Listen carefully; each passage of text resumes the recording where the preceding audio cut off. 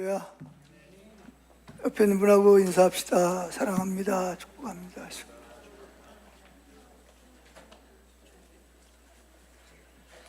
오늘은 어디 많이 가신 것 같네.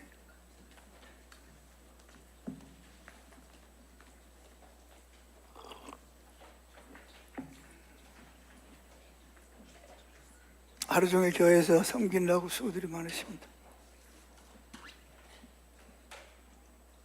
다 때가 있어요. 영상 한번 띄워줘 보실래요? 우리 선교원에서 아이들 암송하는 거 한번 잠깐 보고 가죠.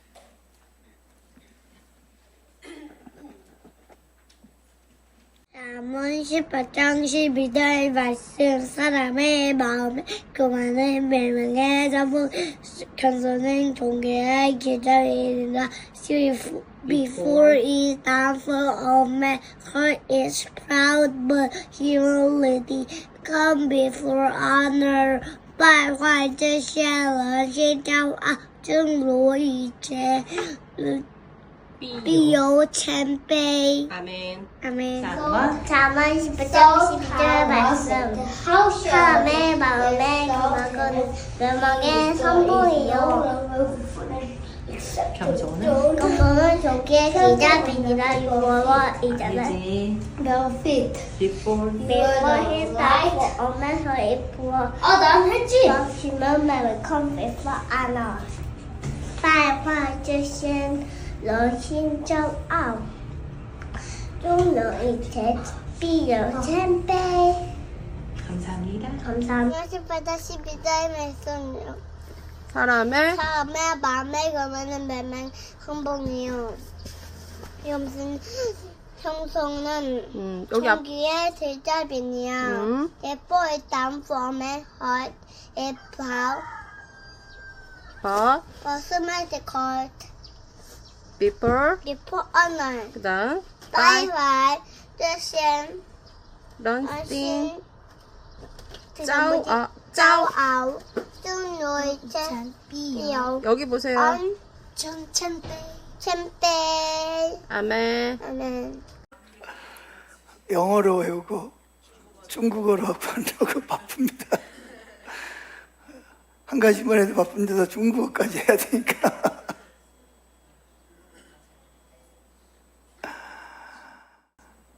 근데 아이들은 내가 5개의 언어까지도 할 수 있다고. 교육만 시키면.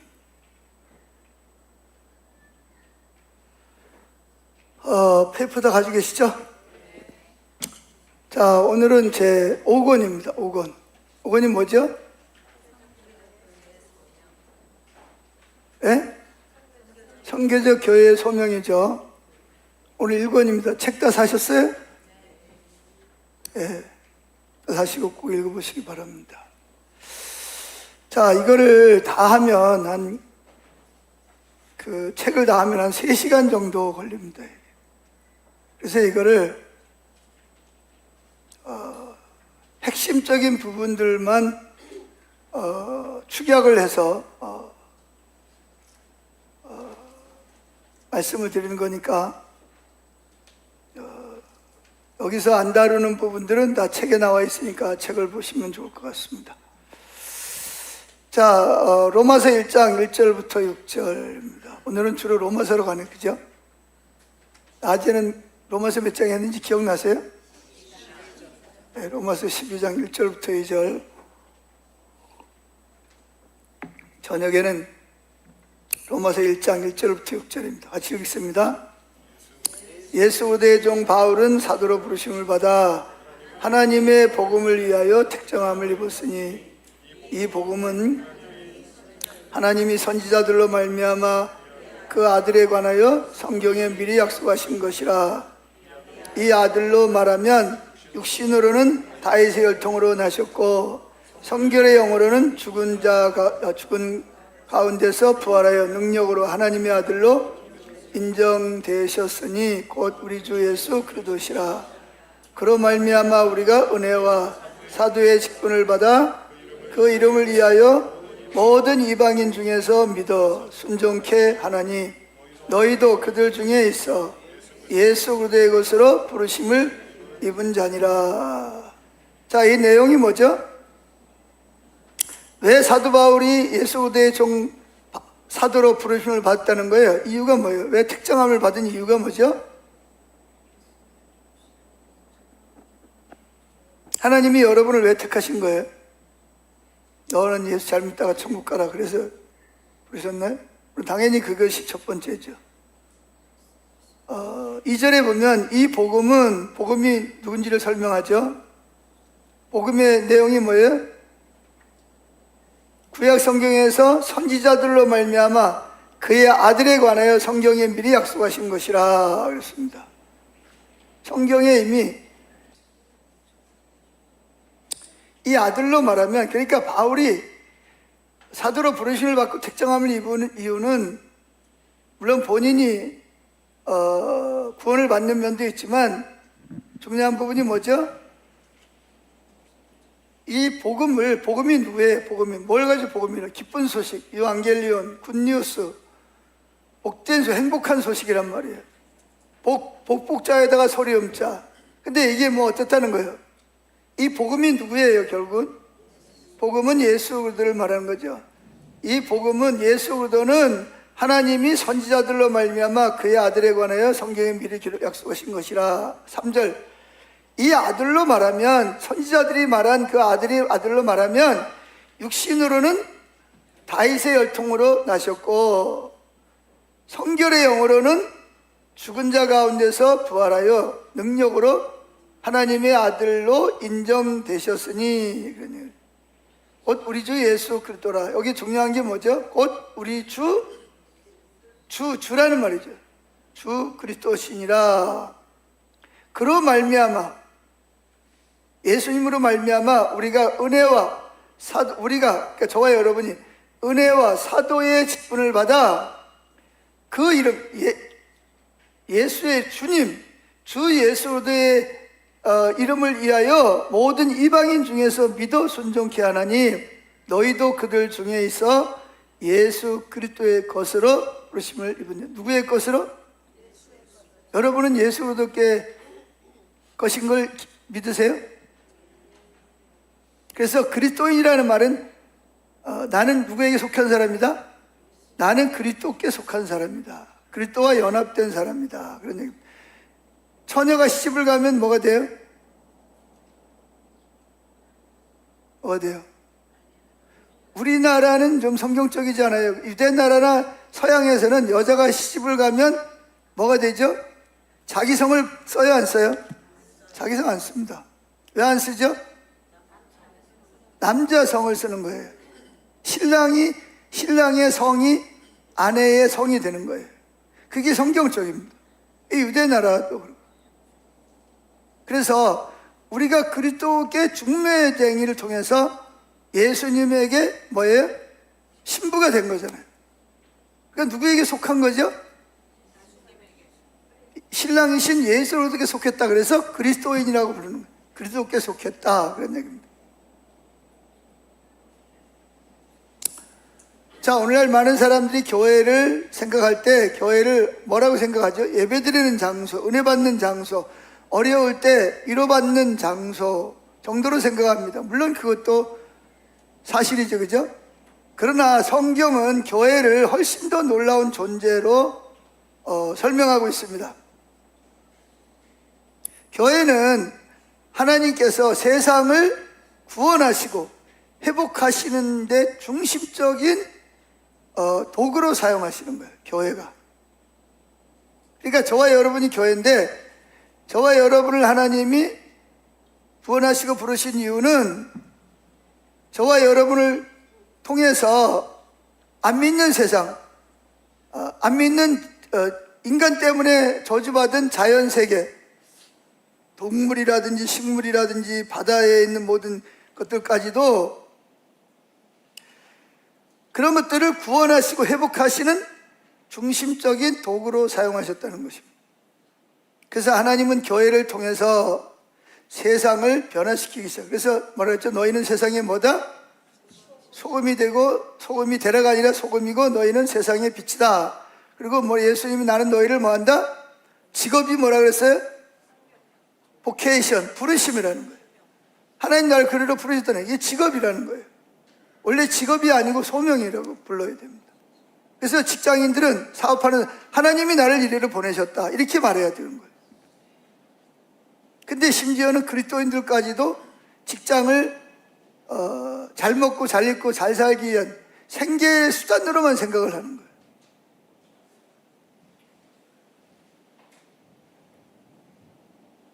그래서 하나님은 교회를 단순히 어떤 건물이나 프로그램으로 이해해서는 안 된다. 교회는 하나님 나라를 드러내는 공동체입니다.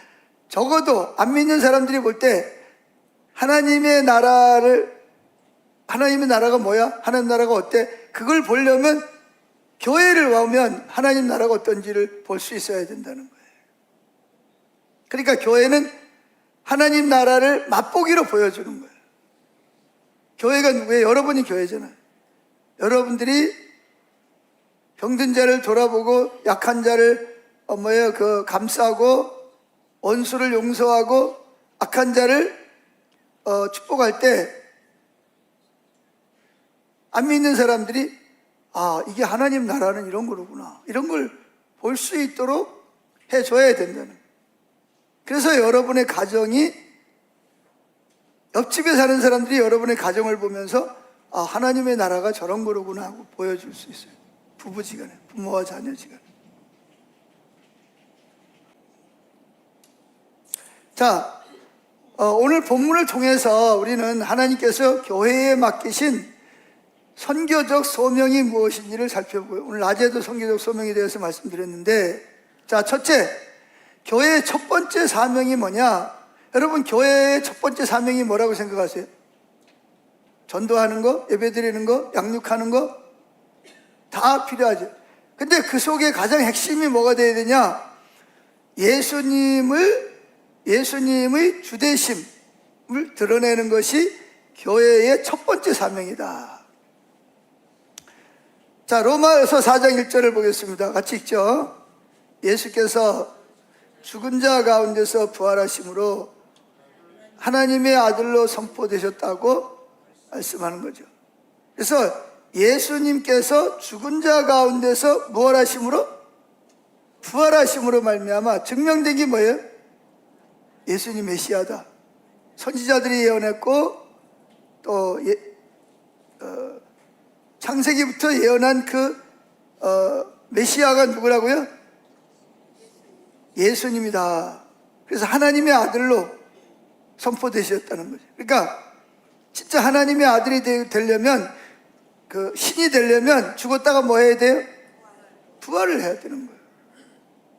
근데 지금까지 수많은 이단들, 교주들이 죽었다가 부활한 사람이 있어요?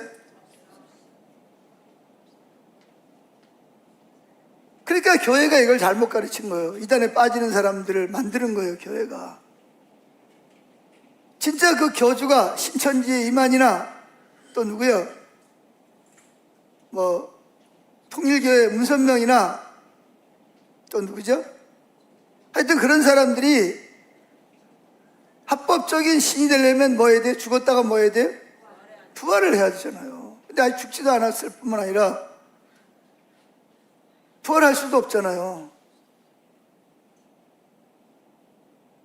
하나님의 교회.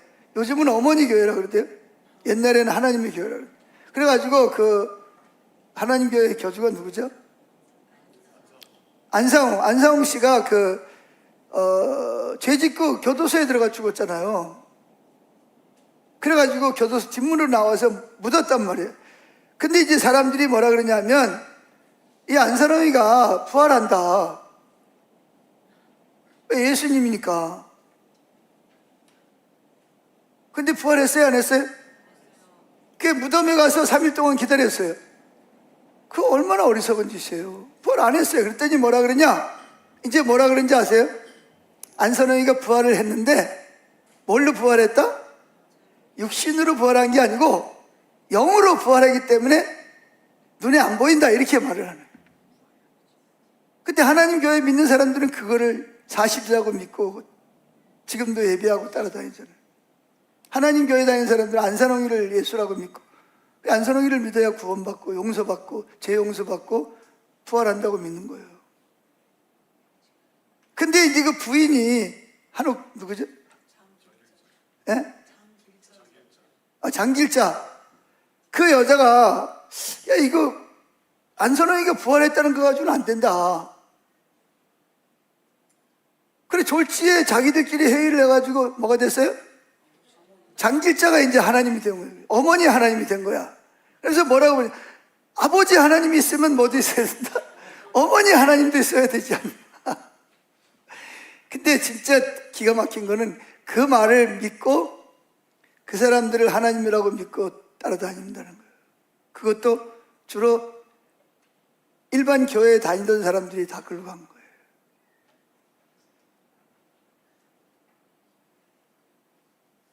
그래가지고 그들은 그 말보다 행동으로 선한 일을 많이 합니다. 애 엄마가 어려웠고 그러면요, 교인들이 가가지고 애를 다 봐줍니다. 진짜 헌신적으로 하는 거예요.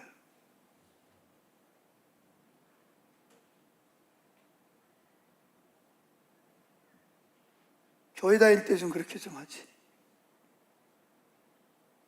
참, 그게 왜 문제가 뭐가 되냐면 예수님이 주님이시다라는 사실을 교회가 올바로 가르치지 않았기 때문에 그래요. 예수님이 누구라고요? 주님이시라는 거예요. 교회가 첫 번째 사명이 뭐냐? 예수님이 주되심을 드러내는 거예요.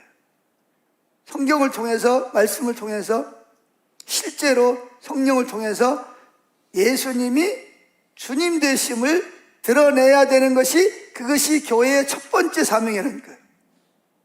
그래서 초대교회가 가장 먼저 전한 복음이 뭐였겠어요? 초대교회가 전한 복음이 뭐예요? 예수님이 우리 죄를 위해 죽으셨다. 물론 맞는 말입니다. 그러나 초대교회가 반복해서 선포하신 뭐예요? 예수님은 주님이시다. 즉 뭐했다? 부활하신 주님이시라는 거예요. 예수님이 주님이 되신 증거가 뭐라고요? 죽으실 뿐만 아니라 부활하셨다는 거예요.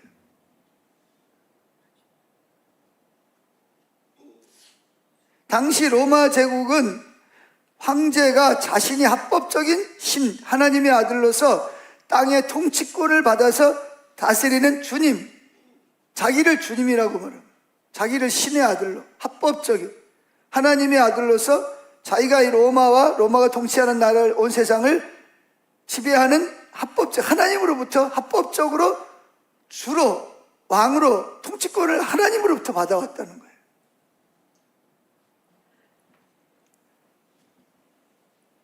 성경에서 말하는 키리오스는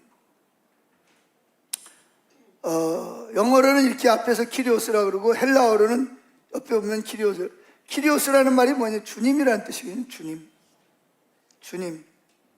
주님이라는 말은 단순히 상대방을 높여서 예의상 부르는 호칭이 아니라 성경에서는 매우 깊고 놀라운 그 신학적 의미를 담고 있어요. 첫째, 키리오스. 이 말은 헬라어 키리오스라는 말인데 이 말이 무슨 뜻이냐? 첫째, 주인이라는 뜻입니다. 주인. 마스터. 주인이라는 뜻이에요. 두 번째, 오너, 소유자라는 뜻입니다. 나를 소유한 소유자라는 거예요. 세 번째, 통치자라는 거예요. 통치자, 즉 왕이라는 거예요. 네 번째, 권위를 가진 자라. 로드. 우리 영어로 이렇게 하나님이라는 말을 쓸 때 로드라는 말을 쓰잖아요. 그죠? 로드. 권위를 가진 자라는 뜻이에요. 예를 들어 종이 주인을 부를 때 뭐라고 불렀어요? 퀴리오스라고 부른 거예요. 주인님. 그 말은 당신은 나의 주님이십니다. 나는 당신에게 속한 사람입니다. 당신의 말에 순종하는 사람입니다. 이 말이 주님이라는 뜻이에요. 주님이라는 뜻이 뭐라고요? 나는 당신에게 속해 있으므로 당신의 명령에 뭐하는 사람이다? 순종하는 사람입니다. 이런 뜻이, 이게 주님이라는 뜻이에요.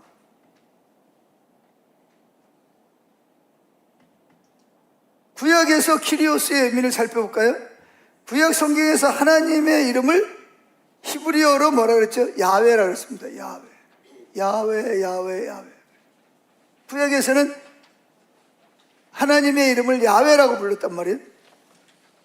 근데 이 구약 성경의 히브리어를 70인의 학자들이 헬라어로 번역을 하면서 야훼라는 이름 대신 뭐를 갖다 번역을 했죠? 헬라어로 큐리오스라고 번역을 한 거예요. 즉 야훼, 하나님, 전능하신 자, 언약의 하나님. 그 하나님이 곧 누구다? 큐리오스, 예수님. 예수님이 곧 누구다? 하나님이라. 하나님이 곧 예수님이라는 거예요.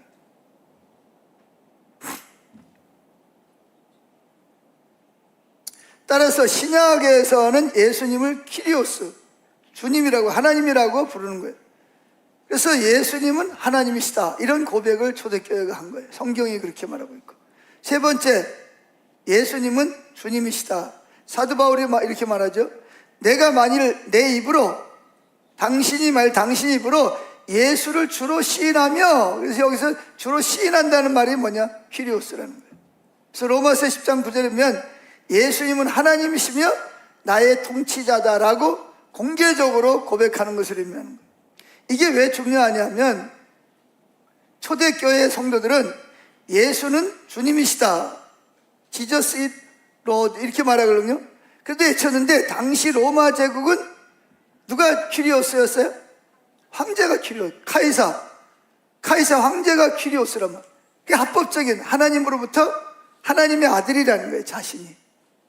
그래서 로마뿐만 아니라 곳곳마다 그 신전을 만들어 놓고 황제를 신으로 우리처럼 예배를 드리는 거예요. 짐승을 잡아서 드리고 예물을 드리고 복을 달라고 기도한 거예요.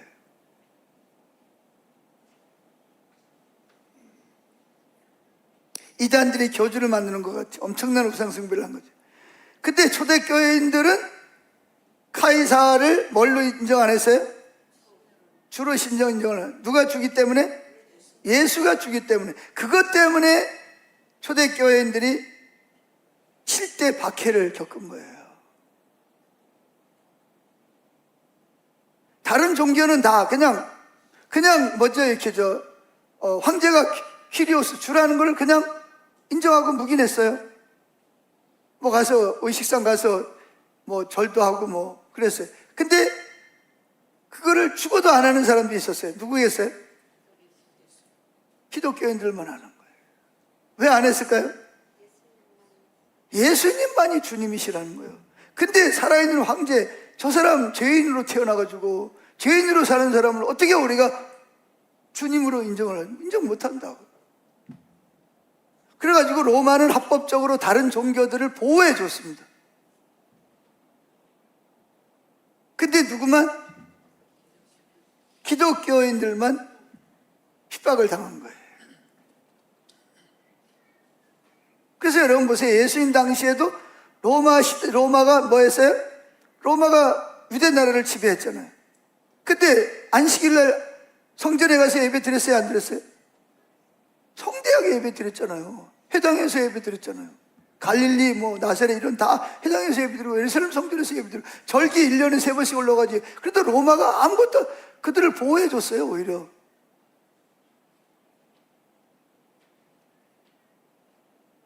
이해가 되세요? 근데 왜 기독교만 왜 핍박을 하는 거예요?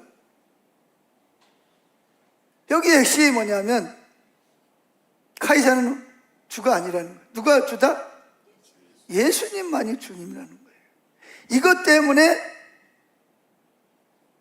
엄청난 기독교인들이 정말 헤아릴 수 없을 만큼 수많은 기독교인들이 짐승의 밥이 되고 사자의 밥이 되고 십자가에다가 시키고 화형을 시키고, 그러면서도 예수 믿는 사람들은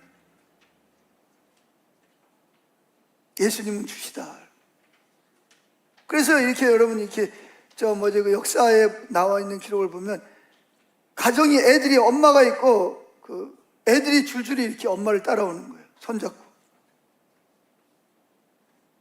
근데 이제 원형 경기장에다 갖다 집어넣고 한 열흘 동안 굶겼던 사자를 뭐예요?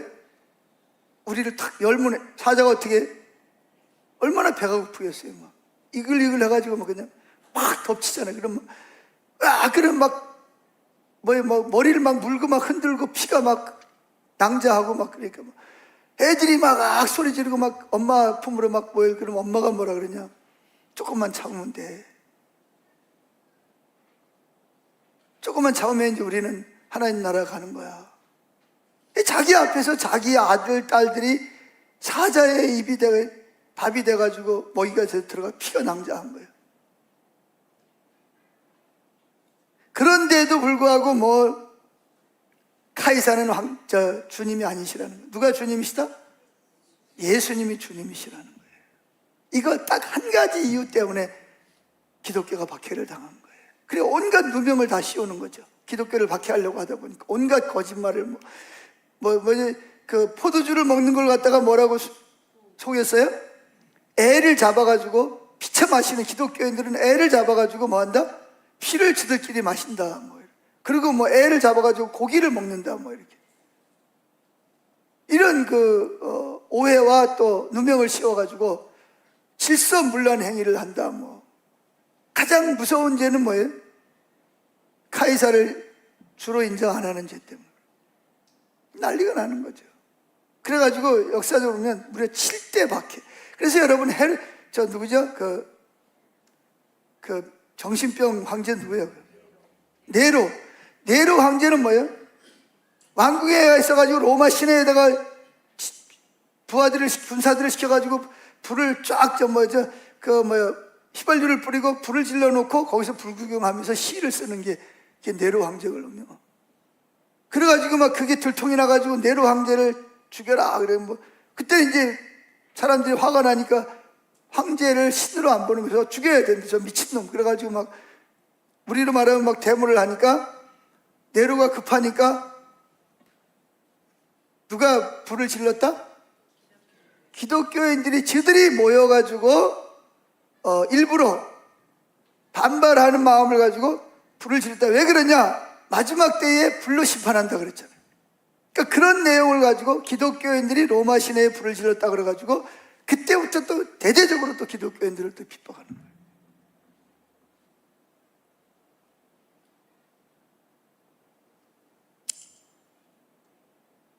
그래서 로마로부터 거의 300년 동안 엄청난 박해를 받았어요.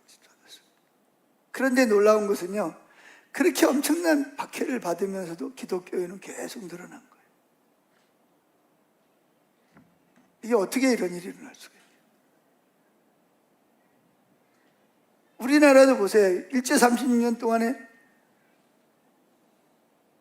일제가 제일 싫어하는 종교가 뭐예요? 이 불교라든지 다른 종교는 가서 이렇게 신사 참배하는 거 아무런 문제가 없잖아요. 근데 기독교에는 신사 참배가 안 되잖아요. 우상숭배니까. 그래가지고 주기철 목사님을 비롯해가지고 손양환 목사님 같은 분들 엄청나게 많이 장로님들도 그렇고 엄청나게 핍박을 당하고 6.25 때도 그렇고. 자, 네 번째입니다. 교회는 가장 먼저 무슨 소명을 가지고 있다? 예수님이 주님이시라는 것을 증거하는 것이다. 그래서 빌립보서 성경에 나오는 빌립보서의 주대심에 대해 살펴봅니다. 사도 바울은 예수님의 주대심은 이렇게 설명합니다. 자, 2장 11절 시작.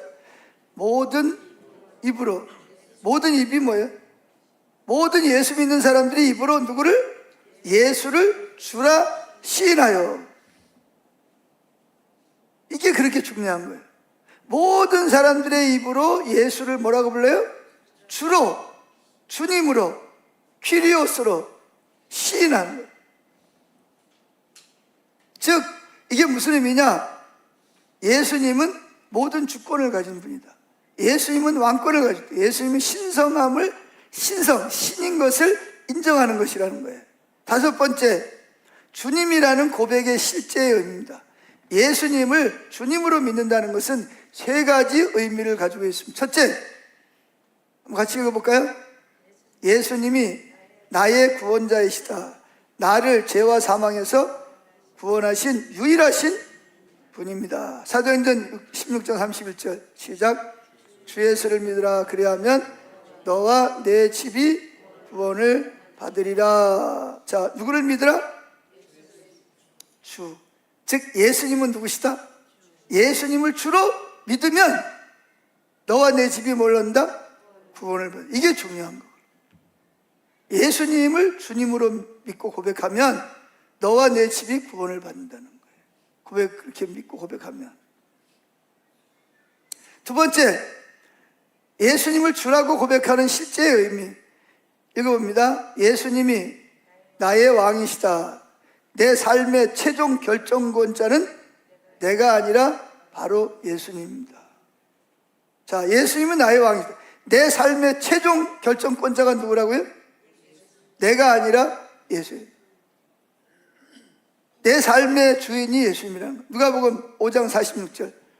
너희는 나를 불러 주여 주여 하면서도 어찌하여 나의 말을 말하는 것을 행치 아니하느냐. 자기가 주님이, 자기가 하나님이 되는 거예요. 이게 선악과 따먹은 거거든요. 자기중심적. 죄의 근본이 뭐냐?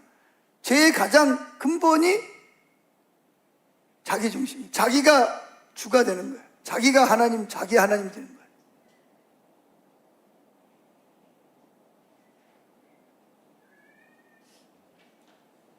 그래서 예수님은 단순히 입술로 주님이 아니라 모든 삶에 주님이 되셔야 한다는 거예요. 이걸 교회가 가르쳐야 된다는 거예요. 이게 교회의 첫 번째 소명이라는 거예요.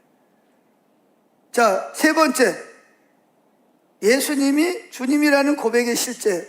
세 번째 읽습니다. 예수님은 하나님이시다. 신약 성경은 예수님을 키리오스라고 부름으로써 그분이 하나님과 동등하심을 선포합니다. 즉 예수님이 천지를 창조하셨고 마지막 심판을 하십니다. 자, 요한복음 1장 1절 시작. 우주가 존재하기 전에 말씀하실 때 그리스도가 계셨다. 그분은 하나님과 함께 계셨으며 바로 그분이 하나님이셨다. 성경에도 예수님이 누구시라는 거예요? 하나님이시라는 걸 고백하고 있어요. 자, 여섯 번째, 학자들의 견해를 보죠. 첫 번째, 레슬리 누비기는 뭐라고 그랬냐? 이거 봅니다.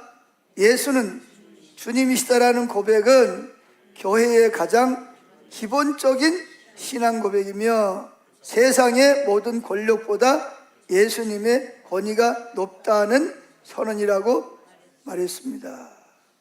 그러니까 세상의 법이나 어떤 대통령의 말이나 헌법보다 뭐가 위에 있다?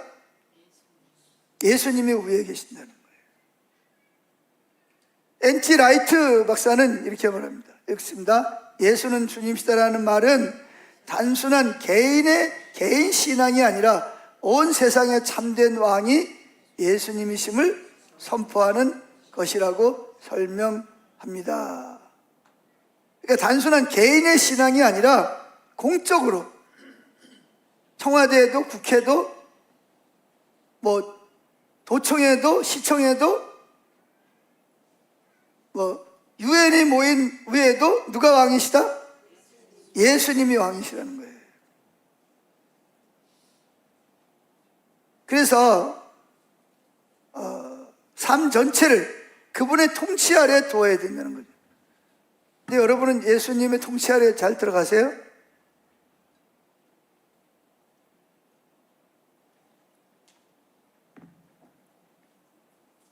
여러분의 가정에서는 누가 주님이세요? 남편이 주님이세요? 아내가 주님이세요? 엄마가 주님이세요? 아니면 자녀들이 주님이세요? 누가 주님이셔야 돼요? 예수님만이 주님이셔야 돼요. 그래서 성경에서 예수는 주님이시다, 예수는 키리오스다라는 고백은 네 가지 의미가 있는데, 예수님은 나의 하나님이시다, 예수님은 나의 왕이시다, 예수님은 나의 주인이시다, 나는 그분께 순종하는 제자이다 라는 의미를 담고 있다는 거예요. 그래서 여러분들이 주여 주여 그럴 때 함부로 주여 주여 그러지 마세요. 의미를 알고 주여 주여 불러야지. 안 그러면 주여 주여 하고 어디 가요?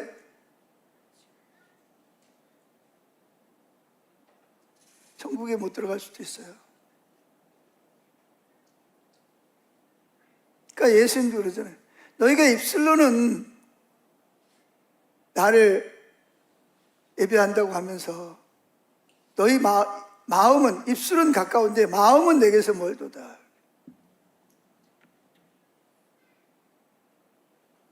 그래서 초대교회가 가장 짧고 강력한 신앙 고백이 뭐냐?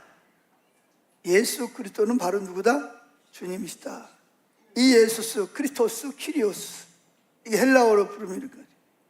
이것은 단순한 호칭이 아니라, 존댓말이 아니라 예수님의 하나님 되심과 통치권, 그리고 그분께 대한 전적인 순종을 선언하는 믿음의 고백이라는 거예요. 뭐가? 예수님은 주님이시다라는 고백 속에는 이런 의미가 있다는 거예요.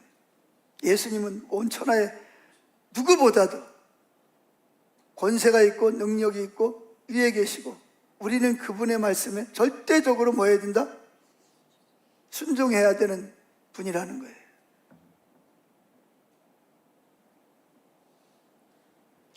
그래서 예수님이 단순한 종교 지도자가 아니라 만왕의 왕이시며 우주의 주인이시기 때문에 고린도전서 15장 27절 28절에 보면 결국 만물이 그리스도의 발 아래 복종하게 될 것이다.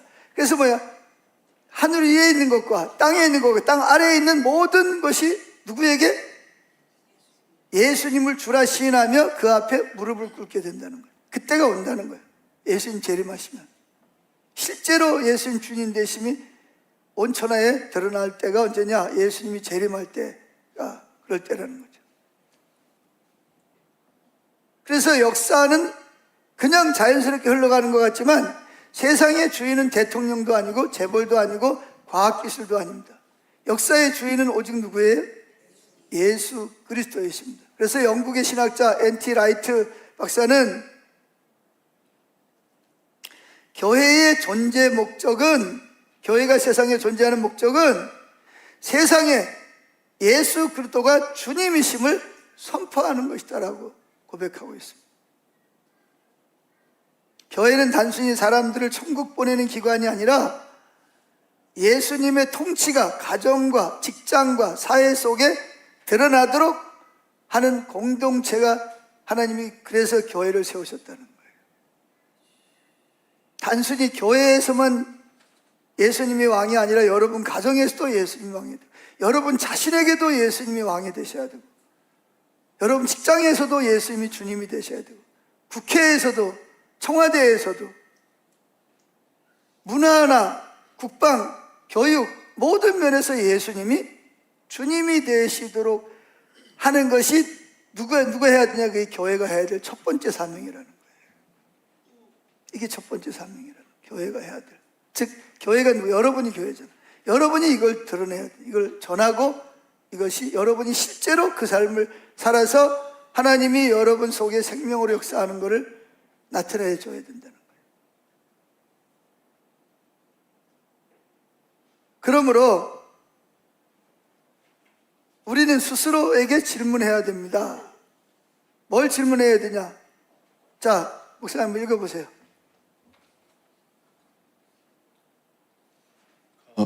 정말 예수님이 내 삶의 주인이신가? 입으로만 주여 주여 하지는 않는가? 나는 돈보다 예수님을 우선하는가? 부자 청년 발람 선지자, 나는 자녀보다 예수님을 더 사랑하는가? 창세기 22장 아브라함의 예. 나는 내 생각보다 주님의 뜻을 더 중요하게 여기는가? 사도행전 13장 1절 안디옥 교회의 예. 자, 여러분 한번 대답을 해요. 스스로 정말 예수님이 내 삶의 주인이라고 고백하세요? 예? 고백하세요? 안 하세요? 대답들을 안 하시네. 주님께 대답해 보세요. 주님께.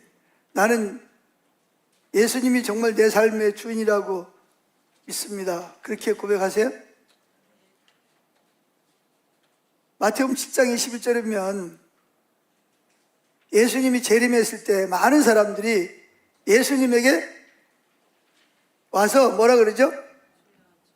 주여, 주여. 거기서도 역시 주여. 당신은 주님이십니다. 당신은 왕이십니다. 당신은 나의 통치자입니다. 그러면서 뭐라 그러죠? 그랬더니 예수님이 뭐라 그래요?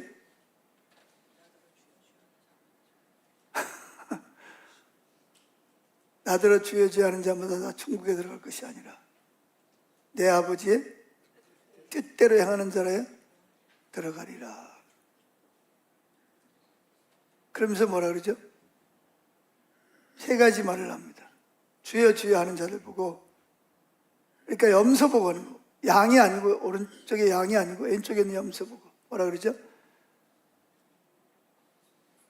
나는 첫째 너희가 누군지 도무지 모르겠다. 나는 예수님을 주님이라고 고백하는데 예수님은 나를 모른다는 거예요. 두 번째, 그러면서 이들이 우리가 주의 이름으로 뭐를 했다? 예언을 하고 귀신을 쫓아내고 많은 권능을 행해 교회를 위해서 많은 일을 했다는 거예요. 근데 예수님 뭐라 그러냐? 너희가 한 일은 다 뭐다? 불법이라는 거예요. 하나님의 법대로 안 했다는 거예요. 하나님 뜻대로 안 했다는 거예요. 세 번째 뭐라 그러죠? 내게서 떠나가라 하리라. 이게 염소들에게 하시는 말씀입니다. 참 그때 되면 얼마나 기가 막히겠어요. 막 예언도 해, 막 미래도 막 내다보고, 막 기도 사역도 막 하고, 귀신도 막 쫓아내고, 막 놀라운 일을 많이 했어요. 근데 주님은 내가 누군지 모르겠다. 제가 지난번에 이야기했나요? 25년 동안 교회 개척을 해가지고 무려 1000명의 성도를 부흥을 시켰어요. 25년 만에. 저보다 훨씬 대단한 거예요. 저는 36년 됐는데. 교회도 엄청나게 크게 3번이나 교회를 지었어요. 교회 쉴 때마다 벽돌을 끌어안고 기도하면서 울면서 기도해가지고 1000명이 들어가는 성전을 지었어요. 그리고 나이가 들어서 은퇴를 했습니다. 후임 목사가 와서 은퇴를 하고 자기는 이제 물러났어요. 근데 문제가 생겼어요. 무슨 문제가 생겼을까요? 은퇴한 지 3년 만에 드디어 예수님을 만난 거예요. 뭐라고요? 드디어 예수님이 주님이 된 거예요. 이거 어떻게 해요? 그분이 그 이야기를 하면서 내가 이렇게 고백을 하는 거를 우리 교인들이 들으면 어떻게 생각하겠어요?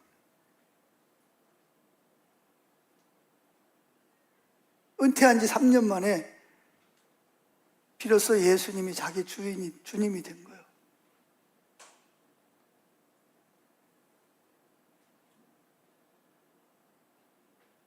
그래서 제가 그랬어요. 다른 분 보고, 그거 얼마나 감사하냐. 죽을 때까지, 죽어서까지도 만약에 안 그랬으면 어떡할 뻔했냐. 그랬더니 그분이, 그러면 25년 동안 설교 들은 교인들은 어떡해요? 그럼 어떻게 그거는 모르지. 참, 이게 참 기가 막히네. 어떤 장로님이, 목사님이 새로 이제 오셨는데 영 마음에 안 드는 거야. 설교가. 차라리 내가 설교하는 게 더 낫겠다. 속에서 막 불이 나는 거야. 왜 저렇게 설교를 해? 성경대로 설교를 해야지. 자기가 보기에는 이게 너무 이제 답답한 거예요. 그래가지고, 주님, 제가 목회자가 되겠다. 그래가지고 어디 갔어요? 신대원을 가면, 이제 대학은 졸업했으니까 신학대학원을 들어갔어요. 2년 만에 신학교를 뛰쳐나와 버렸습니다. 왜 뛰쳐나왔게요?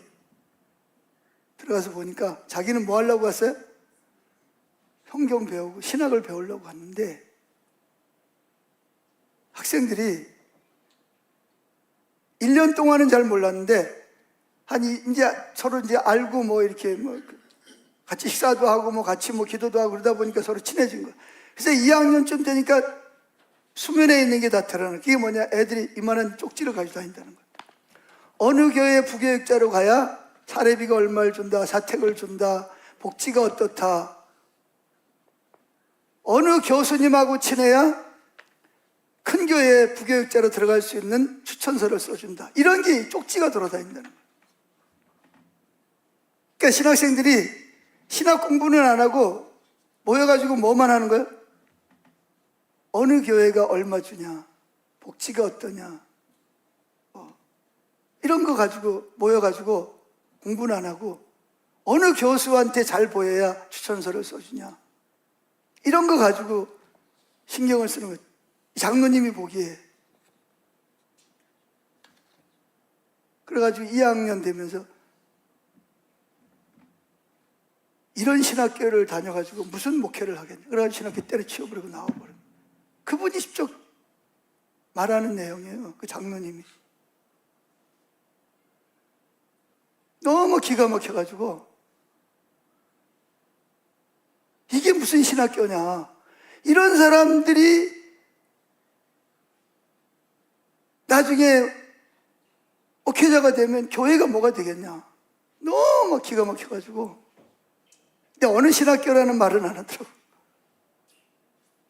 근데 재미있는 거는 그분이 한 3년 동안 씩씩거리고 신학교를 안 다니는데 하나님이 어느 날 와가지고 그래서 내가 너를 신학교 보낸 거 아니냐. 너라도 좀 가서 좀 잘 배워가지고 잘 목회를 잘해라. 그래가지고 그분이 결국은 다시 3년 쉬다가 다시 신학을 하고 아직 목사 안수는 안 받았는데 그랬다 그래요. 실제로 일어난 일이에요. 저는 지금 우리 때하고 너무 달라서 잘 모르겠어요. 우리 고 목사님 언제 졸업했어요? 거기도 벌써 18년이네. 그러니까 잘 모르겠네. 뭐 하여튼 모르겠는데 우리 때도 뭐 그런 게 아주 없었던 건 아니에요. 근데 막 학생들이 막 그런 거에 막 이렇게 치우치고 막 그러지는 않았어요.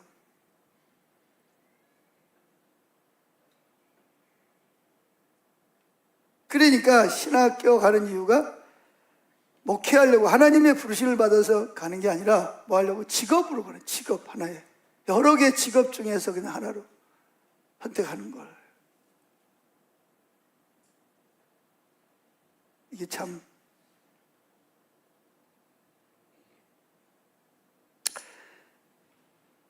그래서 정말 예수님이 내 삶의 주인인가, 입으로만 주여 주여 하지는 않는가, 우리 자신을 좀 살펴봐야 됩니다.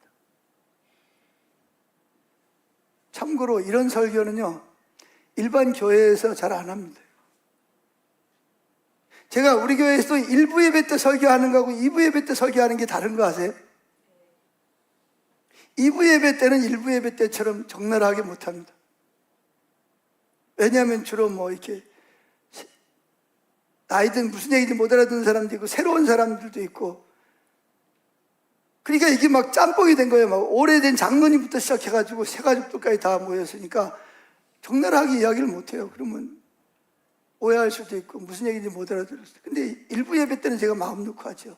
오늘도 제가 일부 예배 때는 그냥 있는 그대로 하잖아요. 근데 일부 예배 때보다 더 적나라하는 게 적나라하게 설교하는 게 언제인지 아세요? 이 시간입니다. 이 시간은 제가 진짜 있는 그대로 합니다. 자, 나번 다 읽어봅시다. 읽어요. 시작. 나는 돈보다 예수님을 우선하는가? 대답 좀 해보세요. 스스로 하나님께. 지금 하나님이 여러분에게 질문하는 거예요. 뭐라고 대답하실래요? 예수님이 내 삶의 주인인가? 입으로만 주여 주여 하지 않는가? 아니면 두 번째, 나는 돈보다 예수님을 우선하는가? 그래서 이 마가복음 19장 16절 22절에 보면 부자 청년 이야기가 나오잖아요. 부자 청년이 예수님께 와가지고 선한 선생님은 내가 무엇을 행해야 구원을 받으리까 그랬더니 예수님이 뭐라 그러죠? 왜 나를 선하다 하느냐? 선한 이는 누구밖에 없다? 하나님밖에 없다. 그러면서 뭐라 그래요? 율법을 지켜라. 무슨 율법입니까? 내 부모를 공경하라. 살인하지 말라. 그러니까 두 번째 계명을 지키라는 거예요. 십계명은 두 가지잖아요. 첫째는 하나님 사랑, 두 번째는 이웃 사랑이잖아요. 두 번째 계명을 지켜냈더니 부자 청년이 뭐라 그러죠? 주님, 그건 제가 어릴 때부터 다 지켰습니다. 그러니까 첫 번째 계명을 드려야 되는 거예요. 첫 번째 계명이 뭐예요? 돈보다 누굴 더 사랑해라? 하나님을 더 사랑하느냐? 이거 묻는 거예요. 여러분, 이거 우리한테도 마찬가지, 여러분도 마찬가지. 이거 여러분 정직하게 하나님께 서야 됩니다.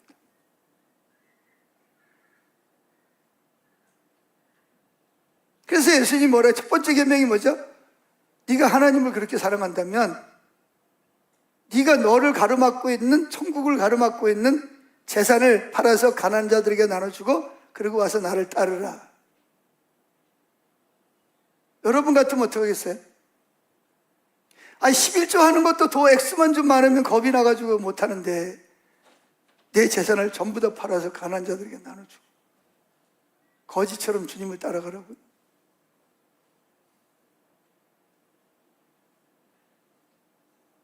근데 여러분, 이거 통과해야 됩니다.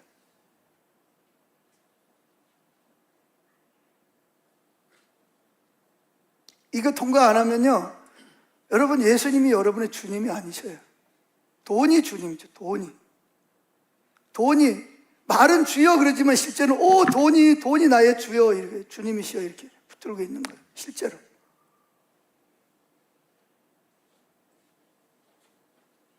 발람 선지자가 왜 타락하죠? 원래 발람 선지자는 아주 예민한, 하나님과 친밀함이 있고 뭐한 사람이었어요?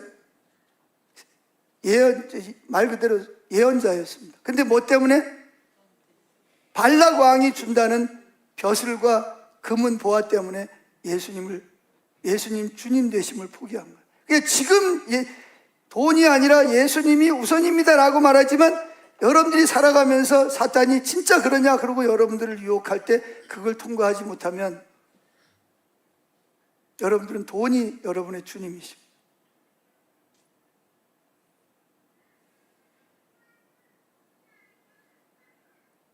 가룟 유다가 왜 중간에 예수님 팔아먹었어요? 돈 때문이죠. 돈. 가룟 유다는 돈이 주님이에요. 결국은 돈 한 푼 써보지도 못하고 옥매달아서 죽어서 창자가 터져가지고 죽어버려요. 왜 오직했으면 예수님이 그런 사람을 뭐라냐? 차라리 태어나지 않으면 좋을 뻔하였다, 이렇게 말하죠. 그 예수님을 모든 걸 포기하고 예수님을 따라왔는데 결국은 돈을 포기를 못하는 거예요. 돈. 다른 거는 다 해.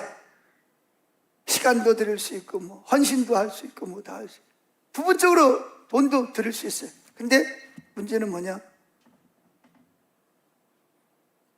돈이 하나님의 자리에 딱 위치하고 있는 거예요. 이거 진짜 여러분, 이런 이야기하는 저도 쉽지 않지만 듣는 여러분도 쉽지 않습니다. 여러분. 진짜로. 근데 이거 통과해야 됩니다. 여러분. 예수님이 주님이시라면서요. 세 번째, 나는 자녀보다 예수님을 더 사랑하는가? 자녀보다. 마태복음 10장 37절에 보면 아버지나 어머니를 나보다 더 사랑하는 자는 내게 합당하지 아니하고 아들이나 딸을 나보다 사랑하는 자도 내게 합당하지 아니하다. 그러니까 자녀를 하나님보다 예수님보다 더 사랑해. 그러면 주가 주님이에요. 자녀가 주님이에요. 여러분에게는 자녀가 주님이에요. 근데 대부분이 많은 사람은 자기가 주가 되는 경우가 많죠. 내 삶의 주인이 나야. 내가 하고 싶으면 하고 하기 싫으면 안 해. 물론 지금 이게 안 된다 그래서 다 안 된다는 건 아니에요. 앞으로 돼야 됩니다. 이게. 반드시 이게 돼야 됩니다. 지금 오늘 이 말씀은 여러분들이 반드시 통과돼야 돼요. 지금 안 되더라도 앞으로 통과돼야 돼요. 수많은 목회자가 어디 넘어져요?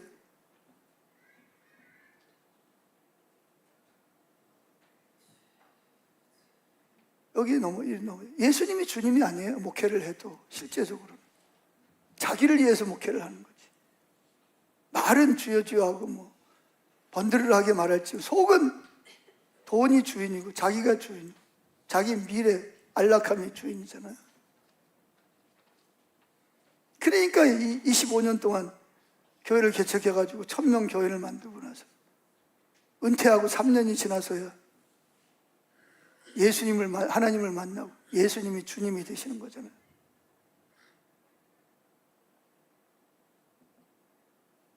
저는 그 사람이 그래도 복 있는 사람이라고 생각해요.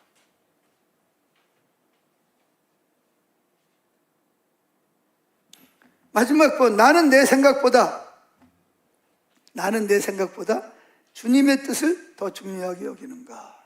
왜 안디옥 교회를 했냐면, 안디옥 교회가 사도 바울이 이제 안디옥 교회가 있어요. 안디옥 교회는 이방인과 유대인들이 같이 모이는 교회였어요. 이방인과 유대인들이 같이 모이는 교회였는데, 오늘 하나님을 찾고 있는데 하나님이 그 영적인 사람들에게 오셔서 내가 시키는 사람들을 선교사로 따로 세우라고.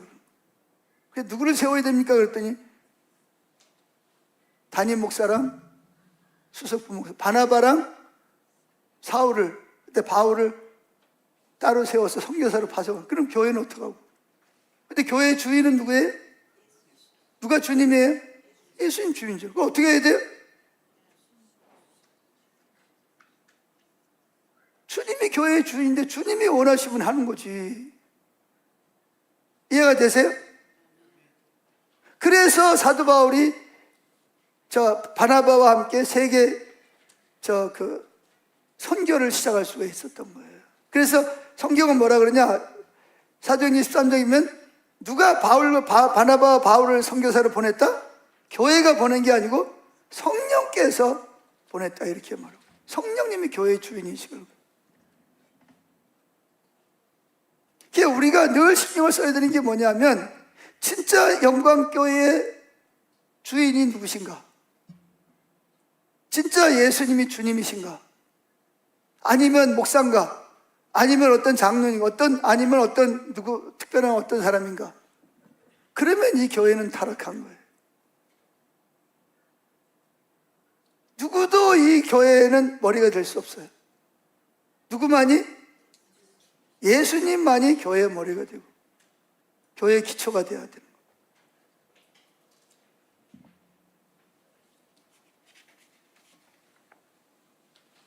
그래서 예수님이 여러분의 삶에도 주님이 되실 때 비로소 진정한 선교가 시작이 됩니다. 물론 이제 여러분이 이 중에서 이 말씀을 들으면서 나는 아직 아닌데, 그런 사람이 있을 수 있어요. 정직하게. 그럼들은요, 하나님 앞에 정직하게 인정을 하세요. 주님, 저는 아직까지 돈이 주님이시고 내가 나의 주인입니다. 나는 내 가족이 주님보다도 소중하고, 나는 교회에서도 내 주장을 펴고 싶습니다. 그럴 수 있어요. 그리고 나도 모르게 그렇게 할 때도 있고. 그런데 그럴지라도 우리 마음 자세를 돌이켜야 됩니다. 이건 반드시 통과해야 될 문제입니다. 오늘 문제는. 아까 25년 목회한 목사님 은퇴하고서라도 반드시 통과해야 될 우리의 과제입니다. 그분을 집중해서 기도해야 됩니다. 지금 하나님을 아직 못 만났다는 거예요. 하나님 누군지 모른다는 거. 그러면 하나님이 누군지 알면 우리는 내가 주인인 거 다 손에 놓게 되어야죠. 그분이 워낙 위대하고 아름답고 놀라운 분이라는 것을, 그 빛이신 그분 앞에 서면 최소한도 나는 모든 게 다 내려진다고 믿는 사람. 그분 앞에 서지 않기 때문에 이게 안 되는 거예요. 자기가 안 내려지는 거예요. 돈이 안 내려지는 거예요. 그러니까 여러분, 부자 되지 말라는 얘기 아닙니다. 부자가 죄는 아닙니다, 여러분. 어떻게 부자가 되느냐, 그리고 돈을 어떻게 쓰고 갔냐가 문제지. 자, 두 번째, 하나님은 교회를 통해서 일하십니다. 자, 성경을 처음부터 끝까지 읽어보면 하나님께서 일하시는 일정한 패턴이 있어요. 그것은 언제나 하나님 백성을 통해서 일하신다는 것입니다. 목사님 읽어보세요 한번. 1번 하나님은 노아를 부르셨습니다. 2번 아브라함을 부르셨습니다. 3번 이스라엘을 선택하셨습니다. 4번 열두 제자를 세우셨습니다. 5번 그리고 교회를 세우셨습니다. 자, 하나님은 왜 노아를 불렀어요? 노아 한 사람, 노아의 8식구를 불렀잖아요. 노아의 8식구를 통해서 제2의 노아가 조상이 됐잖아요. 그죠? 그리고 아브라함을 부르는데 왜 아브라함을 불렀어요? 아브라함을 통해서 이스라엘 민족, 그 다음에 믿음으로 교회를 부르신 거잖아요. 이 공동체라는 거예요. 개인이 아니라 공동체. 한 사람을 불렀지만 이 사람 속에, 노아 속에 8식구가 있는 거예요. 아브라함 속에 이스라엘 민족 12지파가 있고, 그 다음에 누가 있어? 예수 믿는 이방인들이 다 있는 거예요. 그리고 12제자를 부르신 거예요. 세우시고. 그리고 교회를 세우신 거예요. 공동체를 통해서 일하시는 거예요. 하나님.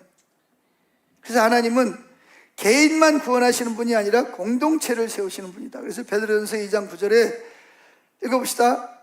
우리는 택하신 족속이요 왕같은 제사장이다. 자, 우리는 누가 택했어요? 하나님이 예수 안에서 창세전에 에베소 1장에 보면 택하신 족속이라는 거죠. 그리고 왕같은 제사장이라는 거예요.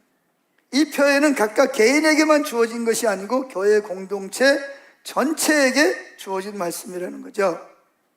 자, 선교학자 레슬리 누비긴 박사는 이렇게 말합니다. 선교가 뭐냐? 선교는 무엇보다 새로운 공동체가 되는 것이다. 공동체. 교회가 이게 뭐예요? 왼손, 오른손, 손가락, 눈, 코, 입, 머리카락, 눈썹, 입, 코, 눈, 이런 발, 다리 이런 것들이 모여가지고 뭐가 되듯이? 몸이 되듯이 여러분 전체가 각자의 멀리 사는 여러분들이 분을 받아서 영광교회에 뭐가 되는 거예요? 그리스도의 몸이 되는 거예요. 몸은 누구예요? 그리스도가 되는 거예요. 우리는 그리스도의 몸에 붙어있는 지체가 되는 거죠. 아멘. 그래서 이 교회가 중요하다는 겁니다. 그래서 레슬리 누비긴 성경학 박사는 5가지를 이야기를 합니다. 첫째, 세상은 교회를 보면서 하나님의 나라를, 즉 천국을 미리 맛보아야 합니다. 하나님이 어떤 분인지를 알아야 된다는 거예요. 두 번째, 교회 안에서 사랑을 보여줘야 합니다. 누구를 막 정죄하거나 폄하하거나 판단하는 게 아니라 있는 모습 그대로 기다려주고 축복해주고 격려해주고. 세 번째, 뭘 보여준다? 용서를 보여줘야 합니다. 용서를. 네 번째, 섬김을 보여줘야 합니다. 다섯 번째, 화해를 보여야 합니다. 어떤 분이 가는 교회마다 싸움을 하는 거예요. 자기하고. 왜 사람들은 나를 못 살게 구는 거야? 이 사람은 가는 곳마다 싸움이 일어나. 거기 가서도 뭐예요? 다른 사람하고 싸우는 거예요. 룸메이트하고 싸우고 설거지하면서 싸우고. 그래가지고 중간에 때려치우고 나오려고 그러는데 주님을 찾는 거. 주님 왜 나는 가는 곳마다 나를 사람들이 싫어해가지고 싸움을 겁니까? 찾는데 하나님이 네가 문제다.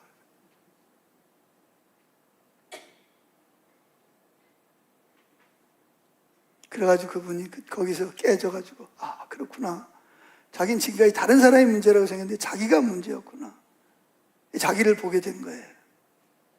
그래가지고 그때부터 이 자기가 화평케 하는 사람이 돼야 되겠다. 그래가지고 막 하다가 막 머리 들이받고 또 혈기 부리고 후회하고 또 회개하고 그러면서 하여튼 뭐 변화 과정을 겪었다고 그러더라고요. 자, 초대교회가 로마 제국을 변화시킬 수 있었던 이유는 뭘까요? 큰 교회 건물이 있어서일까요? 많은 사람들이 모이는 교회가 있었기 때문일까요? 아니에요. 그때는요, 많은 사람들이 뭐 건물도 없어요. 건물을 가질 수가 없어요. 교회라는 건물 자체가 가질 수가 없어요. 그러면 금방 뭐예요? 로마 군인들이 들여닥쳐가지고 교회 허물어버리고 사람 다 체포하고. 그래서 어디서 모였어요? 가정에서 모였어요. 가정에서. 공원에서 몰래 밤중에 북한처럼 드러나면 다 체포되고 그러니까. 그 당시에는 가정에서 모일 수밖에 없어요. 그래서 여러분의 가정이 교회가 됩니다. 그래서 예수님이 뭐랬어요? 두세 사람이 내 이름으로 모이는 곳이 뭐예요? 그게 바로 내가 함께, 즉 성전이 되고 교회가 된다는 거잖아요. 그거 바로 그걸 두고 로마 시대 때 두고 하는 말이에요. 그러니까 교회는 건물도 없어요. 드러내놓고 모이지도 못해. 근데 어떻게 로마 그 시대에서 기독교가 그렇게 퍼져나갈 수가 있었겠어요? 프로그램이 많은 것도 아니에요. 문제는 뭐예요? 그들이 아까 말한 대로 예수님을 뭐로 인정했기 때문에? 예수님을 주로 인정했기 때문에. 그분이 그 초대교회 교인들을 통해서 생명이 흘러간 거예요. 역사가 일어난 거예요. 할렐루야.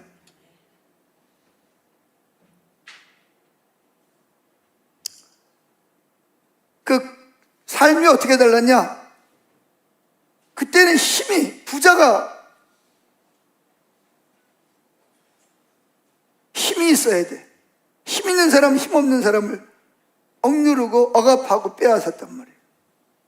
그게 당연한 걸로 여겼어요. 그래서 가난한 사람들은 아무도 안 돌봐줘. 근데 그들을 누가 품었어요? 교회가 품은 거예요. 은밀하게 위로해주고, 매 맞으면 데려다가 치료해주고, 감옥에 들어가면 굶어 죽지 않도록 먹을 걸 배달해주고. 그때부터 배달이 있었어. 병든 자를 섬겼습니다. 아까 사마리아 사람처럼 강도 만난 자를 레인도 지나가고 제사장도 지나갔는데 그냥 지나가 버린 거죠. 다 나름대로 자기들 나름대로 이유가 있을 거예요. 근데 사마리아 사람이 거기를 지나가다가 저 사람 유대인이네, 자기들 개 취급하고 멸시하는 사람 그냥 지나가도 아무도 말하지 않습니다. 그러나 이 가나안 멸시받는 사람은 낙타에서 내려가지고 자기도 강도를 만날 수도 있잖아요. 자기가 있는 걸 다 털어서 치료해주고 도와준 거예요. 이게 바로 초대교회가 섬긴, 원수를 사랑했습니다. 원수로 갚지 않았어요. 교회를 핍박하는 사람을 위해서 기도했습니다. 그 외에 초대교회 여러 가지가 많이 있지만 여기는 그걸 다 실지는 않았어요. 나중에 이제 한번 초대교회 때 신앙을 어떻게 생각하는지 한번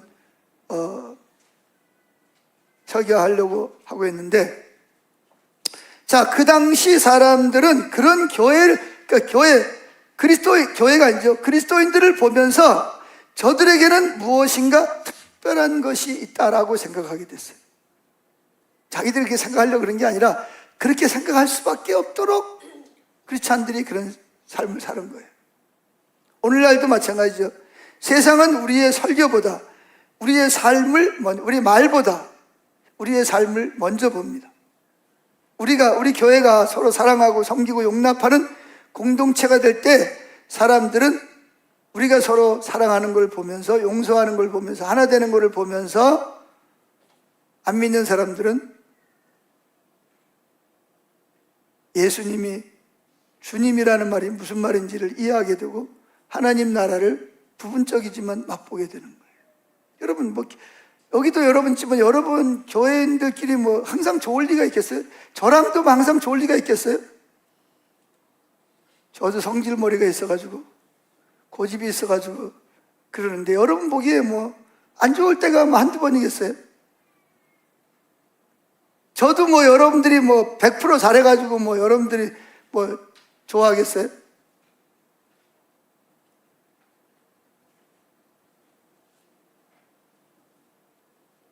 근데 여러분들이 제가 연약해서 실수할 때 눈 감아주고 오히려 기도해주고 불쌍히 여겨주고, 그러니까 제가 여기서 36년 동안 목회를 하지. 안 그랬으면 제가 여직지 목회하겠어요?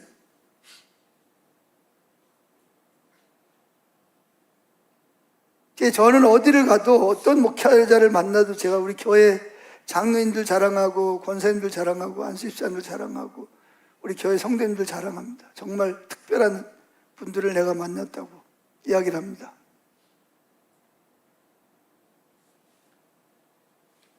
그러므로 교회의 공동체성을 회복하는 것은 선택이 아니라 필수입니다. 그래서 교회는 하나님의 선교를 위한 가장 중요한 도구이기 때문이다. 그런 얘기입니다. 아멘. 그래서 교회는 무슨 교회가 돼야 된다? 선교적 교회가 돼야 된다. 따라서 합시다. 교회는 선교적 교회가 돼야 된다. 그래서 레슬리 누비기는 이런 말을 했습니다. 만약에 교회가 선교적 교회가 아니면 그것은 교회가 아니다. 그렇게 말하고 있습니다. 선교적인 교회라는 말은 제가 오전에 설명을 해드렸어요. 부분적으로지만. 질문 있습니까?